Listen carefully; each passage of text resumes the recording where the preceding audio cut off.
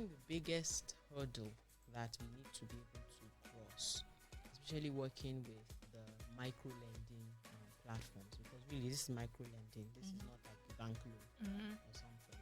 It's trust again. What we found is customers. Okay, so I want to access credit. We test ran for like a month an option on the website where you could pay 25% upfront and stagger the balance 75%. You get the product immediately, but then you pay. And then in trying to pre-qualify, customers for that facility, because when you click that, it opens up in a different portal to say, "Oh, give us this very quick documentation for us to validate that you can afford to repay," right? And then customers get to, again, there's a lot of maybe sensitization and education still needs to happen. So customers get there, they fill in their names, addresses, no problem. And then you say fill in your BVN. Like, my BVN. No. Do you want to scam me? Hi guys, welcome to the Techpoint Africa Podcast. My name is Ogheneruemu, and I'm sure that you're wondering what's going on. Who is this new face? Because I know you guys rarely see me. And but yeah, this is me. Hi everybody. You're not going to get Bolu or Chimgozrim or Emmanuel or Nifemi on the podcast today because, well, it's me that's going to be talking to you guys. And today we have a really, really interesting topic we're going to be talking about. We're going to be talking about teleshopping. And so I'm not going to I'm not going to do any, what's it called? I'm not going to do any I'm not going to expose anything that's going to happen. The people who have in studio today are going to do justice to that. They are experts. Let me call them experts. But yeah, today we're talking about teleshopping. Teleshopping is basically you ordering goods from using your phone. You maybe see an ad on TV, you call, and there's a number, and you're supposed to call that number to order the good. So that's basically what it is. And currently in Africa, the teleshopping market stood at like 112 million in 2017, and it's projected to even grow higher than that soon. So without further ado, so that I don't talk plenty English, let's meet our guest today. So Hi everyone. Hi, hello. My name is Olajumoke Kujero, country manager at ShopEx TV. I have my colleague. My name is Oyindamola Olaniyan. I'm head of marketing at ShopEx TV. Okay. Thank you so much for having us. Welcome to the Techpoint Africa Podcast.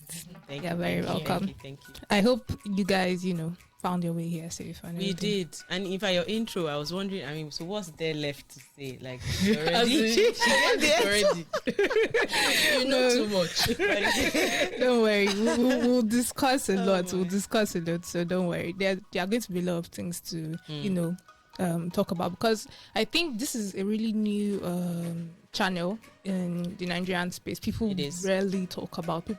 I think you guys are one of the first. We are the first. We are the first in Nigeria, in West Africa. Yes. In West Africa. I dare say in East Africa. I'd say in Africa, maybe South Africa. Yeah, South Africa has like a teleshopping. They're familiar with teleshopping. Rest of Africa. Right. Okay. So I don't jump the gun. Maybe you guys can, explain what teleshopping is to our viewers, so that they. Fantastic. Okay. Cool. Sure. Fantastic. I mean, I'm going to build on what you said already. So, teleshopping is basically e-commerce, right? It's e-commerce with TV at the center of the value chain. Where with e-commerce you're looking at strictly digital channels.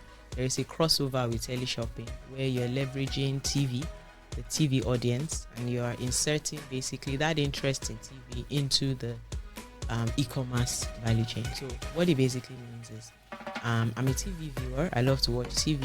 I put on my TV, I see an ad. Now you can run it. There are two different ways you can run it, and I'll talk a little bit about that. So the traditional teleshopping model that you find in the US with companies like QVC, in the UK with companies like High Street TV. That there are dedicated TV channels that anytime you go to that TV channel, the shows there are 30-minute exposés of products, life-changing, innovative products. So rather than a soap opera, or a series, it will be a product on show for that 30 minutes. So you have throughout the day, different products, So the aim is to get you, the customer, through the entire customer journey in 30 minutes. So, for those who are familiar with marketing, you hear about awareness, consideration, interest, purchase. Yeah.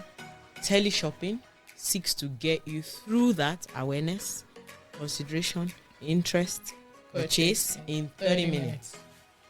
We at ShopEx currently, we do it in 3 minutes. It's amazing. It's not done anywhere else in the world that way. In the world, because it was early August or late July, we were at the ERA conference. It's basically this conference where you have all the teleshopping product owners and businesses, media houses, come together in Amsterdam. And I was speaking to some of my international colleagues, and when I told them, look, we're airing 3 minutes infomercials in prime time, we're like, I'm sorry, what? Can I see what that looks like? It's amazing. So anyway, we do it in 3 minutes here because the infrastructure required to set up your studio and actually run a TV station. The phase of the business we're in, we're not there yet. So we're in the soft launch phase. Does it even work? Would it work? Yeah. It doesn't make sense investing that much money only to find out it doesn't work. Yeah. So we've been testing for about 2 years now, and yes, it works. It works. So that's, I don't want to let the cat out of the bag for the next phase of the business, but yes, we're going there. So that's it. I'm actually curious about the next phase. It's buying stuff off TV. So you see the ad. You see me talking about it. I state the problem statement. I say, oh, do you have this issue? Do you find it hard to wash your clothes, for instance, your hands, And then I have somebody else come on the show to say, oh yes, I've been trying to wash for the last 2 years. Now this is me just giving, an idea of what it is, Oh, I've been trying to wash for 2 years. It's so hard. Washing jeans is so crazy, And an expert comes and says, oh, do you know that 3 people every year, their hands get broken washing jeans, and people are like, oh my god, yes, I had a neighbor who was in a cast for 3 months because he tried to wash jeans, and in having this conversation, the audience is supposed to start to see themselves like, it's true, it's tough to wash jeans, and then what, we have a solution for you, and then introduce a product. And then we show you how to use the product there. And we say, call right now, you will get a special discount, and then the calls start coming. That's what it is. And I think what is so interesting about teleshopping ads is that it shows you how to use the product right there. Like you don't need to think too much. This is how you use the product. This is how you buy. And when you buy, you can get it within 48 hours, sometimes even 24 hours in Lagos. Yes. That's one of our major sales. Which for us is I talked about how parts of the business model already answers some of the African market problems. Is that trust issue. Our customers feel like they've seen the product, they've used the product when they watch our infomercials. So that barrier is broken. You don't get what I ordered versus what I got. It's exactly what you see that you get. So that, and I think even us running the ads on TV as well makes us known as like a trustworthy brand. So you have a lot of Instagram vendors selling all kind of stuff and then scamming people, but the fact that we're on TV has built that trust with customers as well. So that's what it is. So how do you shoot 3-minute videos? Like you walk me through the process, right? Yes. Like how does that work? Thankfully, when the business launched in 2020, we had the privilege of onboarding some of the world's best brands in. So these products we sell are seen on TV products. They are products that are suited to the teleshopping model. You can't sell everything by teleshopping. The product needs to be innovative. It needs to solve a particular challenge. It's tough to sell an everyday run-of-the-mill product. Remember, we said you need to build up the value of that product over 30 minutes. So we onboarded brands like Coffee Chef, like Nutribullet, Power XL, and they had their 30-minute long-form commercials, and they had 3-minute short-form commercials that they were pushing via YouTube, via other digital channels.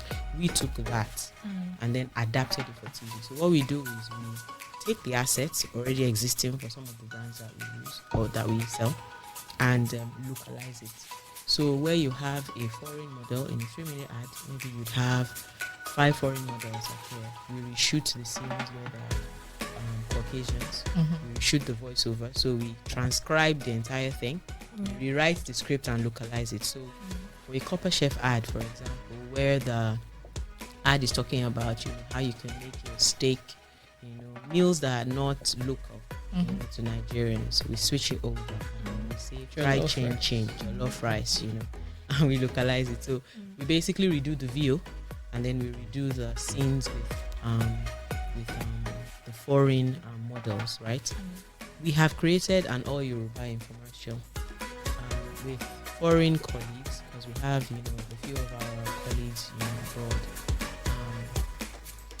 They don't understand what the video is saying, but it's exciting, like the energy, it's exciting. So yes, that's what we do currently. I'm going to talk about, I hope I get the chance to talk about our first long form, because we shot a proper long form. We'll get to that. Talk about that. We'll get to that. But what you just said, sort of reminded me of, I think it was last month or so, the federal government, not the federal government, the APCON, I call them APCON, came out and said, no more foreign models, no more foreign voiceover artists. And when I saw that, I was like,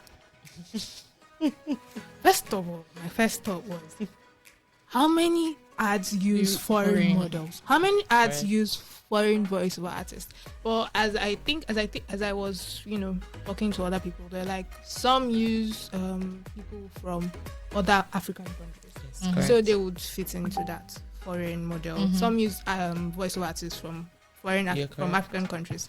So I was like, okay, maybe it sort of makes sense. And I feel like some of the, would this impact? There are some ads that appear on some of the cable networks, for example, that are South African ads with white people. White voiceovers.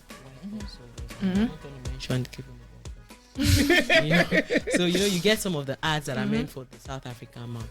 I think that would impact it as well as possible. I wonder how, because that's going to be, I think they're supposed to comply by October 1st. Yes, October 1st. We've been ahead of that game since. Yeah, so it doesn't affect you guys. So why this, bet on teleshopping? Why are you doing teleshopping, especially in a market like Nigeria, where there's, right now we are supposedly in a recession, although everybody is trying to not admit it. There's very little spending power. There's a lot going on. So why this bet on teleshopping, especially in Nigeria? So now is as good a time as any, because the recession, inflation concerns are not specific to Nigeria. It's a global thing, right? I think more than ever before, consumers need to be able to trust that the scarce resources they have are being spent on goods and products that can actually change their lives. It's quality. You would agree with me that the e-commerce landscape generally is fraught with complaints of what I bought is not what I got. They are scamming us. You see the word scam thrown around a lot. You go to the average e-commerce businesses social media pages, and you see comments on posts, even when the post has nothing was to not do delivered. My product was not what I thought it was going to be. It was fake, all of that. I think for us, and without sounding self-serving, we are not the average marketplace, because we want to be able to control the kind of products we bring in. We want to be able to beat our chests. We have a 30-day money back guarantee. I'm not sure anybody else will come and say, if in 30 days you're not satisfied with you're not satisfied, or any of the claims we made you found to be false, return it. We beat our chest. ShopEx is the only business I know where you have that offers a pay on delivery method, where you have 95% of its customers opt to pay upfront. Our customers pay upfront. They enter their card details and they pay. Again, remember, by the time you are paying, you feel like you've seen the product. The reason why pay on delivery is pervasive here is a step to try to businesses get to Nigeria and the model just changes. Uber came to Nigeria. Uber doesn't do cash anywhere in the world. Anyway, you just have to adapt to my country. There's rumors Amazon is coming. I want to wait to come and see how Nigeria will bend them. So Nobody does that, and we're really proud of that result. Customers would sometimes pay. You say, okay, but no, I'm not at home. When I'm at home, I'll call you. People buy for their mothers, their own. So I think for us that's really important. So in times of recession, inflation, people still keep buying. People will shop. People will buy things. It's just now I must get bang for my buck. I cannot afford to buy, say, a pair of a set of cookware, and in 6 months I just I would be mad if something the tolerance I had to bake poor products before now it's not this. I'm still buying stuff. It's just I must get value for my money, and I think we're able to offer that above most of the other e-commerce businesses. And it's really, really exciting to see the kind of feedback that we get from customers. We always get feedback from customers. What I ordered is what I got. I'm really excited. And to be honest, our products are not cheap, and they're not cheap for a reason. They are quality products. And when people order it without even seeing the product, and then they come back and say, oh, what I ordered is really, really good, really, really great quality. It's really, really heartwarming to know that the work we are doing is paying off. Paying off with the customer. Yes, correct. Customer satisfaction is our ultimate goal. So, yeah. I have a question. Yes. Well, before I ask my question, we are going to take a quick break. We're going to look at people that pay our house rent. Very important. Hi, I'm Abisola Adenoga, the head of business at Techpoint Africa. Did you know that you could present yourself as a reputable brand leader? Did you know that your business can get the limelight it deserves? Now you do. Using Techpoint Africa's marketing tools, we can put you in the faces of a large audience for brand awareness and thought leadership. To do this, reach out to us by sending an email to business@techpoint.africa or click on the link in the description below. Hi guys, welcome back. So we've been talking to Oyindamola and Olajumoke. I want to call you guys like shorter names because I'm just wondering. Everybody calls me Ola, really. I think we call her Oyin. Call me Oyin. Okay. Oyin and Ola. Perfect. So we're talking to Oyin and Ola, and we've been talking about teleshopping, and so it's been an interesting question. And before the break, I was going to ask Oyin and Ola a question. So right now, there's a lot of buy now, pay later. Everybody's talking buy now, pay later, buy now, pay later, buy now, pay later. So do you guys have plans to do stuff like that? Does that model even work for something like teleshopping at all? It's a fantastic question, because I think the mainstay one of the key parts of the teleshopping model abroad is buy now, pay later. Teleshopping products generally are not cheap because they are value. They are not run-of-the-mill products you just find around Computer Village and all these places. So they cost a bit of money, and the idea is to have customers be able to pay installmentally for them. We did test out with a small payment provider, a small credit Payment provider. Yes. We're still in testing phase rather. It's something we're definitely going to do. I think the biggest hurdle that we need to be able to cross, especially working with the micro lending platforms, because really this is micro lending. This is not like a bank loan or something. It's trust again.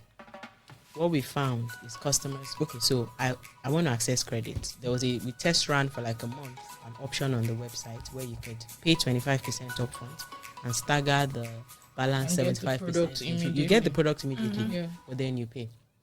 And then in trying to pre-qualify, customers for that facility, because when you click that, it opens up in a different portal to say, give us this very quick documentation for us to validate that you can afford to repay, right?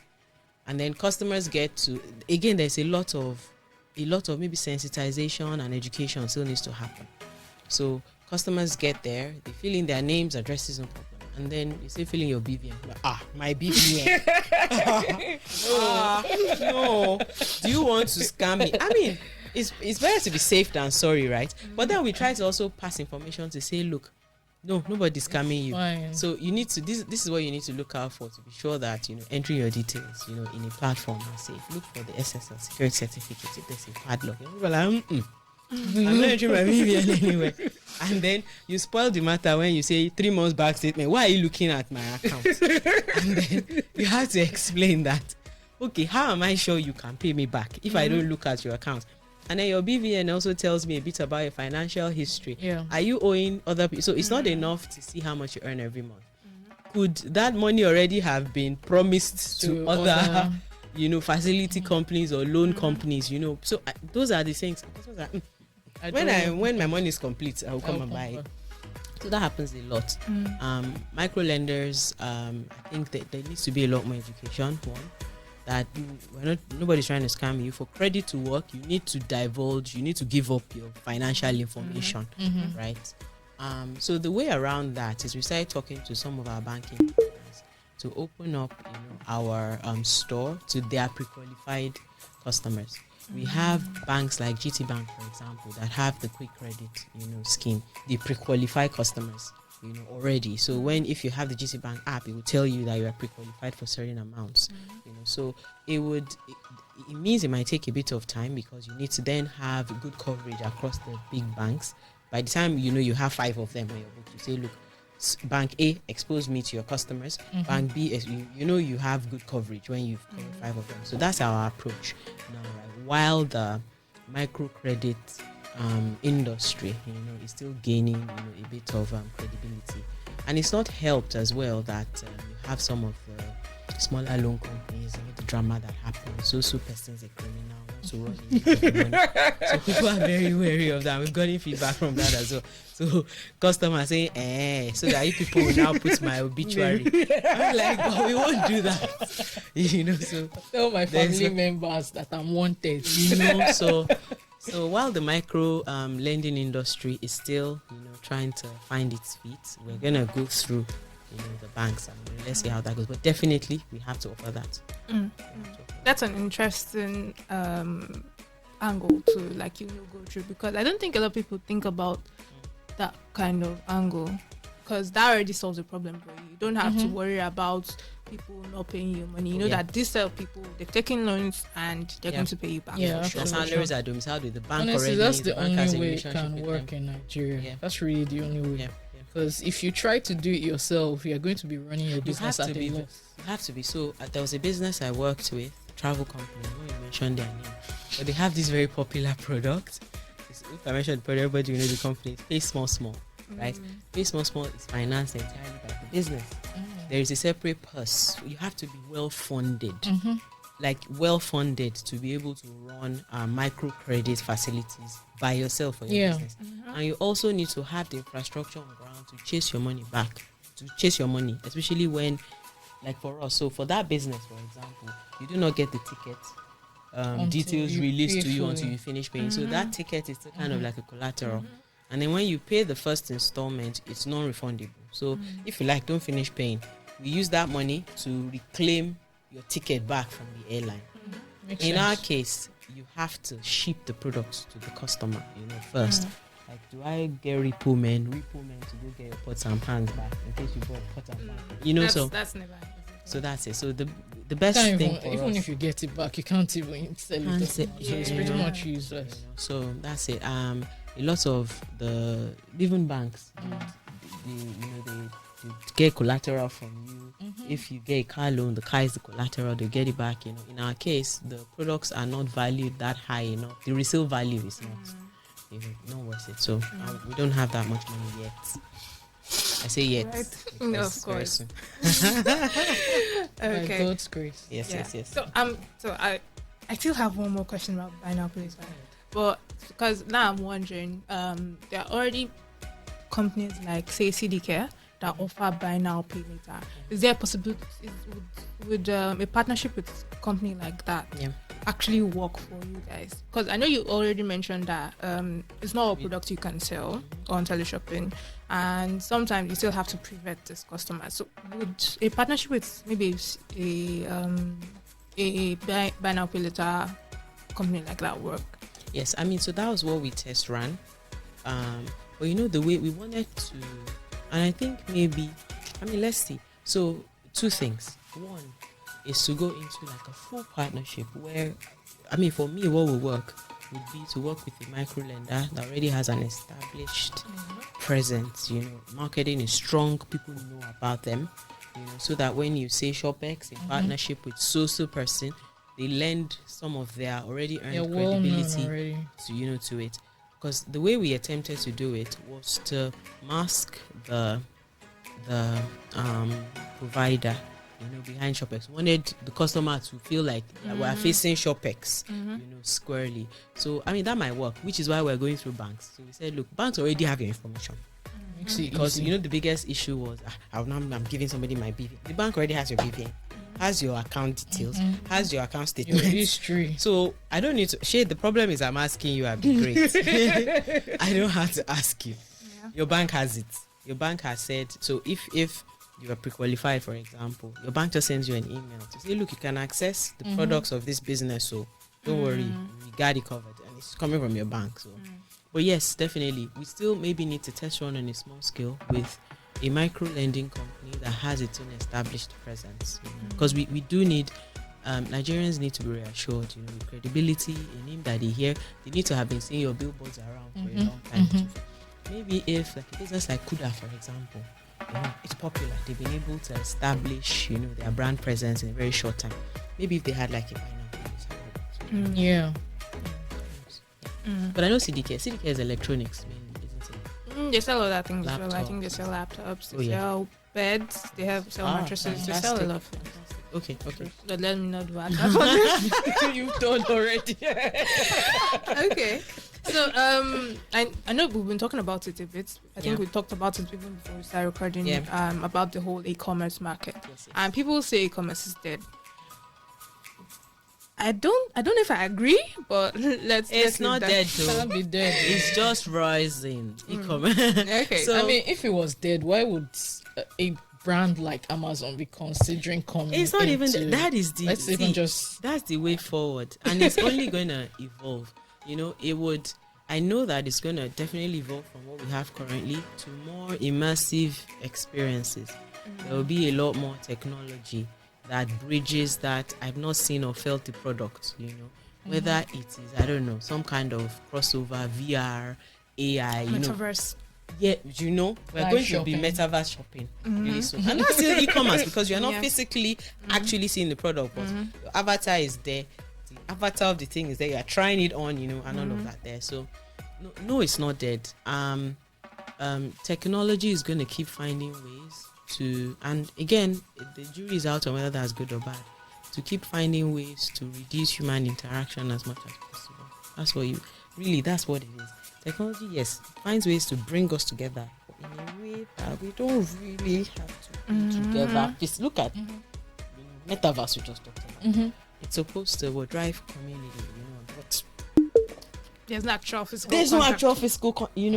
So you're on social media and you feel like, oh my God, I'm popular. Like I'm reigning. But really, when you think about it, you're really not.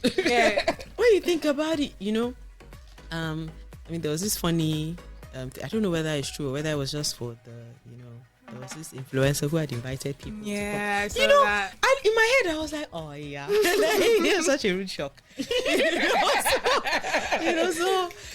You feel like, so e-commerce is not there, definitely not. It's evolving. I would say it's evolving. We are definitely going to continue to buy things online. We're definitely going to, continue to buy, and it's going to get bigger and bigger. We're going to the things we buy online, the kind of transactions we close without physically seeing. Our shopping experience is going to change. I was just thinking of live stream shopping, the Panda type. Why are you letting cat out of the bag for the future of ShopEx? Why? So it's only going to change. I think for Africa, we're still playing catch up quite a bit. There's still a lot of things we haven't even done. Amazon was 2, 3, 4, plenty years ago already doing drone deliveries and all of that. I think Jumia is trying to do drone deliveries now with Zipline. I think Bolu wrote an article about that. Yes. Let's see. I really want to see. I'm excited, if it works, because something I like about Jumia as a business is they go ahead, pioneer, and kind of give everybody else a template. Does it work? Does it not work? That's the thing with well-funded businesses.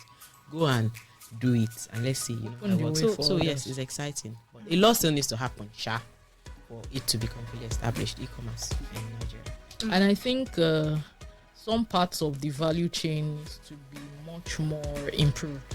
For example, logistics. I think that's definitely one thing that all businesses will say that they struggle with in Nigeria.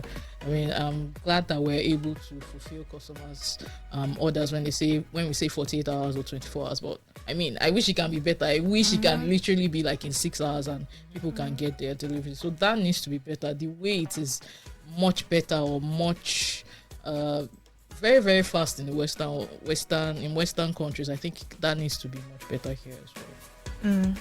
It's interesting that you talked about, you know, being able to deliver quickly, because I know that you guys keep your own inventory. Yes. Yeah. So, and I think the last time we talked to you guys, I think we talked to Isi Abebe, the founder of Yeah. ShopEx, and he was like that COVID-19 affected you guys. I'm now wondering, did the whole Russia-Ukraine this thing affect you guys as well? I mean, it affected the whole world. Everybody felt it. You know? Yes, we keep our own inventory. We launched in the COVID year of our Lord 2020. So the business started in January, and by March, everybody was in lockdowns. So you can imagine, while, you know, the team was, you know, really enjoying themselves, call center, everybody physically buzzing, you know, all of a sudden you had to go remote. Yes, we hold our inventory. All the issues with shipping out of China impacts us as well, because, you know, since COVID hit, China has not remained the same. Yeah. You know, since then, most of our products come from China. So yes, definitely impacted, you know, the business. But what we've seen is COVID also helped in that, while generally what you see is, while, like I said before, while customers are necessarily not giving to as many frivolities as before, because with 2020, quite a number of people lost income. Weren't sure what was going to happen, you know, so people became a little more tight-fisted. They started looking for alternative ways to make their money last, you know, and we came in around that time. And then, thankfully as well, because the products we launched during that period were fitness, you know, healthy eating, healthy cooking. You know, COVID was also a good time. People started remembering they needed the home treadmill. You know, they started jogging, taking up Pilates and all yoga, you know, baking bread, all kinds of things, Such a thing there. Right? Yeah. you know. So our products really answered, you know, questions that people were at home. People needed. All of a sudden, people realized, the handles of my pots have broken, you know. So, maid, this is what you've been using to cook, you know. So it helps, and thankfully, we've been able to sustain momentum even post-COVID. Again, careful selection of products. We're not doing too many things at the same time, so that we could, you know, be very intentional about the products we serve the market with, you know, and just customer service as well. Again, we don't want bad reviews. We don't want people saying, you know, it's harder to convert a disgruntled customer than to keep one who's already happy. Yeah. You know? So we're learning from the mistakes of, you know, some of those that have gone ahead of us. You know, really. So Russia, Ukraine, everything affected us, but we are standing and celebrating 40,000 customers in 2 years. Congratulations. Okay. So I think you guys raised money this year. 600. Yes, it was a 25,000 convertible round. Yes. Yeah. So I know you guys also talked about launching in Ghana. You talked about having a DSTV, a dedicated DSTV channel. Yes. You talked about a lot of things. So has that been like? I mean, yeah. So quite a lot of it is still work in progress. I mean, we've used quite a bit of that money to solidify our relationships with our partners, you know, secure inventory, because there's now a war for inventory. There's supply chain issues across the world, Russia, Ukraine, you know, China. So it's really survival of the fittest, who can get the money in faster. So we need to secure some inventory. We're looking to launch our own products as well. So I'm not going to get out of that. But You just did. We have a few samples that have come in as well with, you know, my brand on it. So I'm really excited. That's one. Ghana, yes, we did test in Ghana earlier this year. A few select, you know, products just to see how the market will respond. I mean, there are some problems in Ghana, like there are problems everywhere across Africa, So some of it is infrastructure, logistics, outside of the major city, which is Accra. Logistics is quite. When you compare about logistics here, it's even worse. Over there. Payments as well is not as advanced as you find in Nigeria and Kenya. It can still be a bit, it can be a bit better and seamless, for customers to be able to pay, for products with their phones or online or digitally. So, it was a good test because we sold out the products that we took to Ghana at the time. Yeah. At this time, we're trying to see how we can. So we need to fix payments. We need to fix infrastructure for us to be confident enough to pack ourselves to Ghana. Maybe to go ahead, Ghana. You want to send me? I'm ready to go. but yes, it was a good test in that the customers responded very favorably to the TV ads. But we had someone on ground who was constantly troubleshooting deliveries, troubleshooting payments, especially bank, do you have the money? So yes, we need to overcome those two, and then yes, we're ready. Full throttle, we have other things, we're always cooking, so we're always cooking things. Chef Drama. We're always cooking. Chef Issy. So this is my boss you had mentioned earlier. So Oh God, the top. we are the sous chefs, the assistant chefs in Issy's kitchen. So yes. So it's interesting that you talked about payments, and it's like a nice segue into our fintech summit that is going to be holding in November at 4 Points by Sheraton. We'll be having several interesting discussions. We'll be talking about how to make wealth with fintech products. We'll be talking about how to accept money from, if you're a freelancer, how to accept money abroad seamlessly. We'll be talking about so many interesting things. So you can just go to fintech.techpoint.africa. You can get your tickets there. We have early bird tickets on sale right now. So don't tell me I didn't do anything for you, because I'm giving you good news. Early bird tickets. You're not going to spend as much as you spend if you don't buy now. So just go to fintech.techpoint.africa, and everything you need to register and go look through the what we're going to be talking about at the event, and you'll be fine. So yeah. Back to and that we should be at the conference. Yes. You should. We should be there. It'd be fantastic. You see, people are already coming. Yeah. So you earlier you talked about your long form infomercial. Correct. So yeah. Yes.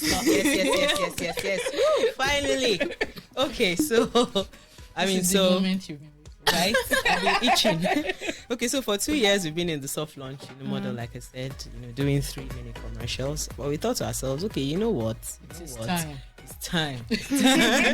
Let's do this. So we said, okay, what would it take for us to produce our, first long form infomercial? Like the show I described, where you see 2 experts, an expert and a presenter talking you through the product that you're about to buy. And we worked with the best of the best. Absolutely. For the Nigeria's first infomercial, we have our presenter, the delectable Mercy Johnson Okoje. Yes, 2.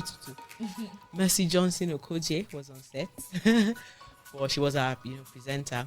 I love Mercy because she's a Nigerian superstar who has, I think, successfully morphed into this. From Hollywood, what are we? Nollywood. From Nollywood it girl, to Nollywood it mommy, it mommy and it homemaker, right? So she was the perfect person to cast, to introduce our Copper Chef products and our Power XL Air Fryer product.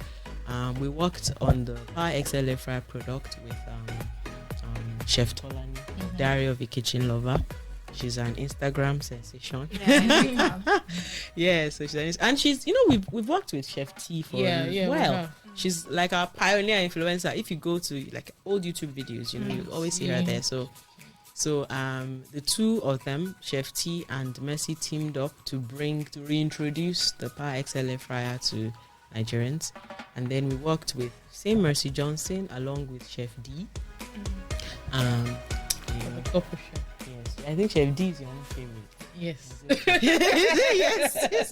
So please, chef There are with 6 comments. packs. No, we're not even kidding. So No, you need to. we will post clips on, because we started posting clips like teasers on social media. You will see, please, is Chef D married? Like, focus on the pots.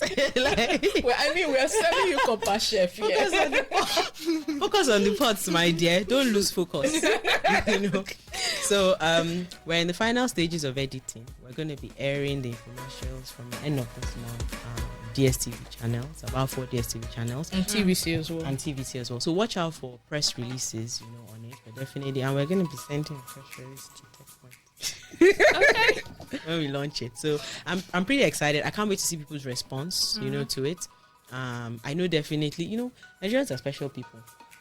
I can't wait to see how people bombard Mr. Johnson's Instagram. I want to buy the pot, even though we've told them where to go and buy it. I can't wait for the drama that will ensue, but we're super excited about it, and we're super excited about it. And just to give some context as to why we have like 2 people on each set for each video. So the American version, or maybe I don't know if you've watched the American version, but you always have like a chef, especially for kitchen products. You have a chef, and then you have like the host that is acting as the voice of the customer, asking questions that you would typically ask. Does it stick? If you hold the handle this way, would it burn? Can you do this with it? Can you bake with it? Can you do whatever with it? So that's where Mercy came in, and then that's where Chef Tola and Chef D came in, and I'm really, really excited to see it on TV. Yes. It was a lot of work putting all of that together. Jumoke can testify all the craziness that went on in the background before we got to that point. So it will be really, really exciting to see that on TV. And of course, the next step for us from that would then be to be able to bring that consistently every day on a TV station. Yeah. Where you can tune in. You are bored, you're watching TV, or you're just tired of the same old content. I won't mention them. You have some of those kids. You're tired, you can always find something new interesting product to experience. So that's the thing. It's experiential. It's like experiential marketing on TV. Really. So yeah. This reminds me, because I watch a lot of K-drama, and I think I've seen. You are one of them. I think I've seen. I know that it's sort of a big thing over there. There are companies like you that focus on teleshopping and stuff like that. Yeah. So I'm sure that people that watch K-drama, I'm looking at you people. You K-drama people. Yeah, so you guys will be a bit more familiar with it. Yes. So I'm just wondering, like, that entire process of putting together the infomercial, what informed it? Because you already told me that you guys you normally do 3 minutes. Yes. And why do this? Is it 15 minutes? It's 15 minutes. We're evolving them into 30 minutes. So it's 15 minutes traditionally, but we're going to be airing it in 30-minute segments. So there is a 15-minute show combined with another 15-minute show together, just to keep things interesting. So what informed that whole? Why not stick with the 3 minutes? 3 minutes. Yeah. Okay. So 2 things. First of all, like I'd mentioned, the traditional teleshopping model is a full show where, there's only so much you can say in 3 minutes. There's only so much of an experience the customer can have of the product in 3 minutes.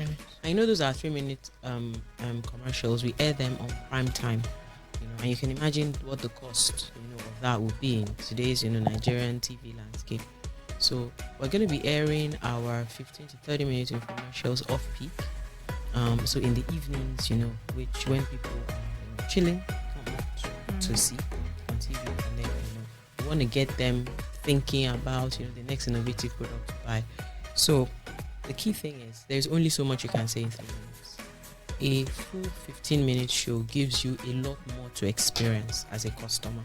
There's so much to say. We do not cover a fraction Probably of like all the things 5% that product can do. different. So our 15-minute infomercials not only tell you about the features of the product, How you they can go use- ahead to cook meals. So the show, the Power XL air fryer That's show, like, maybe 10 different meals. You can bake a cake. They baked a cake in an air fryer. They made shawarma in an air fryer. They made Boli. chips, boli, all the locally enjoyed foods, they made it. So when you watch 10 types of meals being made in the air fryer, at least 2 will resonate with you. Yeah. I If mean, you but if don't- it doesn't resonate, we can't help if you don't eat shawarma, you eat boli. If you don't eat Yeah. boli, you bake cakes. If you eat chips, so No, there's no that's small it. chops.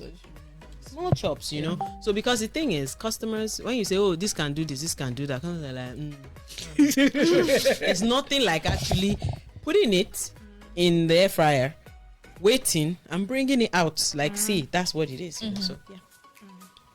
That's what it is. That's interesting, and it's be interesting to see how that pans out. Yeah. Because I'm looking forward to how that will work, like how that would affect the business.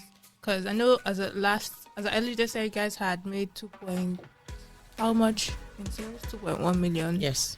In sales. So like, how do you think this is going to affect the business? So it's going to bring even more value because we're not stopping our prime time commercials. So same operational efficiency still runs. This is an add-on onto it. So remember, we are exiting the soft launch phase, transitioning into the full business model. So we're taking it on bits at a time, right? So we continue to operate the way we always have. That has been profitable for us. Excuse me, in the past 2 years, and then we start to test bits. So this is in addition to our current model, right? So we know it's going to be successful because our TV partners, for example, they don't know why is it taking so long to edit. Let's see what it is, because the truth is Nigerian TV needs new content, fresh content, something different. Yeah. And like I said, it's Mercy Johnson. So anything for like viewership and ratings. So we're also looking to contribute positively to the viewership and ratings. Nice. Nice. So this like brings me to something that I've been thinking about for about like getting a dedicated channel, because I know that's how it works in other climes. Like getting a dedicated channel, wouldn't that be more helpful? Like people can just maybe they are just bored, like you said, and they go there. Go Yes. there, and that's all they're watching. Yes. And so why not just do that? That is where we're going. That requires, quite a bit of funding to do. It requires quite a staffing requirement. There's a lot of To have your own studio. There's a lot that goes into setting that up. And the approach we've taken, which I think I mentioned a few minutes ago, was take it on, bit by bit, bit by bit. That's definitely where we're going. The middle ground is at the 15-minute infomercials, we're launching. The next step, will be that. We'll probably be doing another round of, fundraise for us to be able to and raise real money for us to be able to do that. But we want to have, had a track record of Tested the long successes, form. with the little things. Don't That be when we 3 go to minutes. investors, Lock that down good. Do the long form, it works. knock Then that down obviously good, then so having it like a dedicated just channel makes sense. more So the investor hurdle, is harder. Is easier to cross when you have a track record of having succeeded incrementally. So yes, that definitely is the model, and that's where we're going eventually. Who knows? Maybe we'll launch. We launch like an IGTV channel. That sounds IGTV like channel, right? Like a YouTube TV channel or something. all day. When you write it down feel on your like to-do list. IGTV. I feel like even that might even be first before you then get to the point where you do like knows? the old DSTV I see channel. Techpoint helping. The idea. You should pay us. So yes, definitely. Yeah. So we've been talking a lot about the good things. Now we're going to talk about the bad things. Is there any Oh my god! No, we say there is none. Okay. I see. It's a gang up, but it's nice. God. But really, the e-commerce space in Nigeria is not a it's not a simple business. It is so Absolutely. not. There are so many issues. Very People talk about pay on delivery. People talk about logistics quality issues. of the product. Yeah, people talk logistics. about trust. So like, what has that been like, especially for you guys? It's like an entirely different, not entirely different, but it's like it's completely different from what people are used to. Yeah. So how has that been? Like, what have been the challenges? How have you been able to move past those things? Okay. It's a really good one. I'm going to maybe just take the different parts of the value chain. I think the first one is, if we had like our own, we would source locally made products rather than having to ship products in Exchange. China or exactly, because that way we can hedge our risk against inflation, dollar fluctuations. It's not been funny because you bring in goods at they cost a certain amount in February when you brought them in. By the time you sold out the stock in April, it's a different amount. Dollar is a different, so you cannot restock the same stock you bought in February. You get so, and how much margin really can you put on your cost of goods that will not impact your customer negatively? And Nigerians are very, very price sensitive. So they will calculate it for you. They will calculate everything. They know what price was like 3 months ago or a year ago, and then you come and change your prices. They're not going to. So I wish as a Nigerian that I had local sources of quality products to sell. The manufacturing industry needs to step up to help me. That's a major to help me. That's one. I'm not even going to go into the value of the naira and all of that. I will leave that to the financial experts to talk about. But that's another one. So of course, when you are buying products in dollars, it's crazy. That's one. The cost of doing business in the country as well. And again, this is not unique to e-commerce. I think this is just a general thing. Just the cost of doing business in Nigeria. There are a lot of hidden costs that you do not account for, that come up, and you have to account for. Logistics, big problem. It doesn't matter whether you run your own logistics or whether you use a third-party logistics company. It's the same thing. Last mile delivery is a headache. For many reasons: infrastructure, just addresses, proper town planning. Let's start from that. When you order goods, maybe in the US or the UK, you order goods from Amazon. The only time you hear from your delivery agent is when they ring your bell. It's when they ring your bell to drop the package. What's my country? Our country. It's a bit different, They call you. I did for your gate. Where you did? They don't even call you before gate. I am at so and so. I'm coming. Are you at home? How do I get there? What is your address? What is the landmark? Returned, not delivered. So that's one. That infrastructure is not there. And then I don't want to say the people as well. There's a certain level of, should I say, collective education and enlightenment that helps just businesses. I think that there's a lot more that needs to be done there as well. We've been able to, payments hasn't been as tenuous, as maybe it would have been 10 years ago. But we still have issues, there. Interconnectivity issues, downtime, payment down. There's just infrastructure again, downtime. Payments are not going through. Issues like that. Trust. I think we've done a bit better with it. We've done a bit better with trust. Again, like I said, because our advertising, quote and unquote, is experiential. So I really don't have any complaints there, to be honest. Our customers trust us. They love us. They get good products. We don't get complaints. When we do get complaints, they are maybe, should I say, unavoidable things. Like, when the box came, the guy did, simple stuff that oh, we're sorry, we'll replace, the parts, Yeah. no, oh, you said it's not scratched, but it's scratched, stuff like that. That never happens, so I mean, there's the good and the bad. I would not say I think there are ways where we've solved, or maybe we're still trying to solve. I think, for example, logistics. For us, we don't rely on one logistics partner. We have like numerous ones, and that's why we're able to meet the delivery timelines for of different parts of the country. Yeah. So we have at least 2 or 3 logistics. So we actually deliver everywhere in Nigeria. 2 or 3 logistics companies per zone or area. So we have a. Are you able to meet SLA? Because we have it 24 hours strictly. Sometimes it spills over into 48, but within 24 hours, if you order from ShopEx, you get it. Delivery is very, very key for us because we understand that when people buy their products, they want it as soon as, if they can get it in the next minute that they pay, they would love it. So that's why we pay a lot of attention to that. Correct. Right.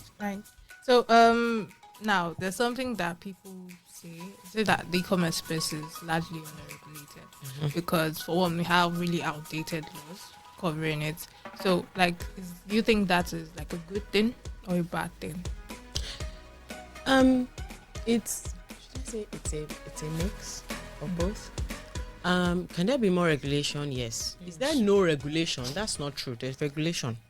There's the Nigerian Information Technology Development Agency that's been tasked with regulating in e-commerce activities. We have, I think, either we've just done it or we're still in the process, of a data protection audit. Yeah, the NPR. We get conversations. We have conversations, with them often enough. They want to be sure that we're protecting customer data because e-commerce really leaves people vulnerable. You ask for a lot of information, card details, address, phone number, everything. So there is that. There isn't like centralized e-commerce regulation, but there's regulation. There's a Consumer Protection Council that helps to checkmate you so that you don't mess customers up. There's NAFDAC if you're bringing in a product that's classified as a food or drug. So there's the CBN regulations for payments, and all of that. So there are the value chain is regulated in different pockets. Yes, in the different parts, but there's no like e-commerce regulation. Is this a good thing or a bad thing? I say neither. I'm neutral to it. I feel like maybe we're just not mature enough yet for it. There still needs to be a lot done in the regulation is rich and all encompassing when there is enough quote unquote data to work with. Enough has happened in the industry for you to be able to say, oh, this happened here, let's include it so that it will not happen again. We're still getting there. I'm really, I really want to see the e-commerce businesses do a lot more, mature a lot more. Yeah. Hopefully have Amazon even come. I don't know, I'm one of the people who just can't wait for Amazon to come because there's something about competition, good competition. It opens up the market, and everybody benefits from it. That's the truth. Yep. Everybody benefits. So And I think we're just not comes mature in yet. and they are doing really well. Everybody will try to set that as the standard, and obviously, it just makes things better, especially for the customers as well. I think we're not mature enough for it, for like e-commerce regulation. But trust me, we are regulated in the different, parts of the value chain of e-commerce. So yeah, very soon it will happen. It's interesting that you mentioned what's it you mentioned again? You mentioned competition, and it's something that was just rolling through my head. You guys are the first to do it. Teleshopping, First yes. to So- ever do it. So what happens when other Teleshopping. people come in? To do, they should welcome. They are welcome. We would be there with a handbook of what to do and what not to Do you know do. the interesting thing about being the first to do it? People come and learn from your mistakes. You've basically Yes. paved the way, I mean, you've evolved and all of that. People paved the way for it's a how good you pretty much position to paved the be. way for other businesses to then come and It's a So, good but we're position to open be as a market leader, right? I mean, I look at the industries where you have clear market leaders. Jumia is market leader, still the market leader. You look at telecoms, so it's a good position to be. You are the first loved by the customers. Everybody else, you are the benchmark as far as they are concerned. If you're doing it well, So if someone comes in, it now becomes a they are not doing it as well as these guys. You know you tested the market. You know the market better. You are able to even respond to that competition more nimbly than the new guys. So we welcome competition. Before they come, we would have locked down all things. Of course. No airtime for But yes, welcome from definitely. Right. So really, like, what's the end game for ShopEx? Like, where are we heading to now? ShopEx, we're gonna take over. So 40,000 customers. We're looking forward to our 100,000th customer. But even beyond that, we're looking to evolve the business model as well to include some of what customers have already shown us that they like, which is social media. We're trying to marry the shopping experience with social media. Don't want to. I feel like this should be the one having this conversation. We've already put out a press release about it, right? So very soon we're going to be going to the market with a daughter of ShopEx, called Penda. It's a son, but why aren't we feminists? This is a tech. We don't talk about like women's rights issues here, do we? No. Yeah. No, don't mind me. So it's a androgynous offspring of ShopEx. Okay. That marries or that will marry e-commerce buying and selling with social selling. Basically social commerce. So social commerce. Interesting. And we're powered by Alibaba. Alibaba is on board full time. We're still in the technology development phase of it. So we're looking to launch it first quarter of next year. And we'll be inviting it's the first social selling market. It's a marketplace, right? But it's not like the others because it's social selling. So where the others would have you open up a store and list your products and sell, you would open up a store and drive sales of your products with live videos. So you will come on the platform, and say, hi guys. In fact, you will tell your fans, every day at 2 p.m, meet me here on Penda. So we are integrating Instagram with the tools we need to add to carts. Yes, with e-commerce tools. So basically, it's Instagram with e-commerce. Within the app, you'll be able to make your purchases without leaving the app, literally while watching the live stream. If you're watching a live stream, you can add to cart, you can place the order, and you fulfill, for you like that. So that is coming. The infomercial, of course, is rolling out. We're going to be rolling out on studios, maybe test running, on social media. Where the ShopEx is definitely going to be the first customer on Penda. So you'll be seeing maybe Oyin behind. I'm ready. Set up like this. I'm ready for my influencer type status. Wow. So, so there's a lot coming for us on the horizon. There's the fundraise, the offering. So there's a bit of that. We're looking forward to several more people, definitely, and our own products. Cool. I'm. So while you're talking about social commerce, I know that Bumper recently announced an integration with Instagram and all of that. And while you're talking about so this is a bit different because now you're doing live.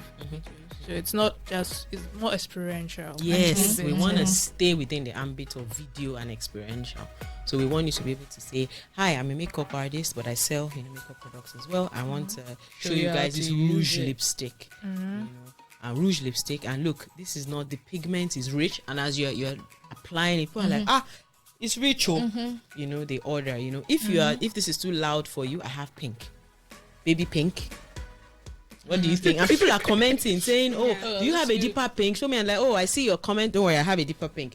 Show you, order, just go to so stuff like that. Live streaming, exactly. But with the tools for your viewers to be able to add to cart, check out, enter card details, pay, shipped out to you. Interesting. I'm just wondering now, I'm supposed to stop talking, but yes, is in my head.